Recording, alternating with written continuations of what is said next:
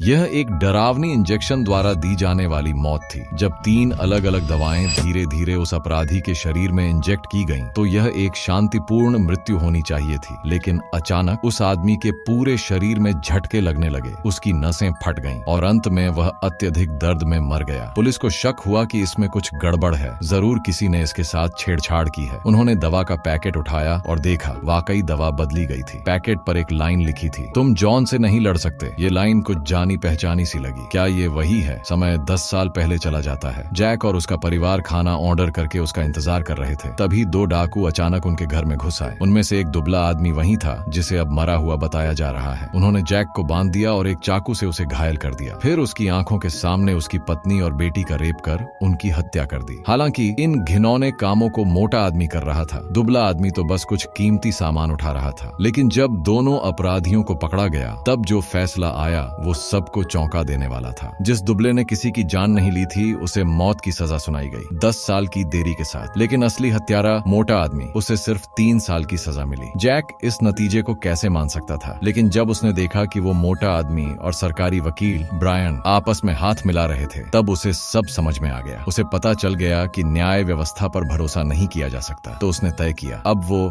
खुद अपनी पत्नी और बेटी की मौत का बदला लेगा। इसके बाद जैक कहीं गायब हो गया। कोई नहीं जानता वो कहाँ गया। 10 साल बाद मोटे आदमी ने खबरों में देखा कि दुबले आदमी को मौत की सजा दी गई और वो दर्दनाक मौत मरा। लेकिन ये देखकर मोटे आदमी को अजीब खुशी मिली। तभी फोन बजा। एक रहस्यमय व्यक्ति ने कहा कि पुलिस तुम्हें पकड़ने आ रही है। अगर बचना है तो जैसा मैं कहूँ वैसा करना होगा। असल में पुलिस को उस दवा के पैकेट पर जो लाइन मिली थी, तुम जॉन से नहीं लड़ सकते, वो मोटे आदमी की पहचान थी, उसका फेवरेट डायलॉग। तो क्या मोटे आदमी ने खुद पैकेट बदल दिया था? मोटे ने खिड़की से नीचे देखा, वाकई पुलिस आ चुकी थी। वो घबराया और भागने लगा। रहस्यमय व्यक्ति के निर्देशों पर वह एक सुनसान फैक्ट्री तक पहुंचा।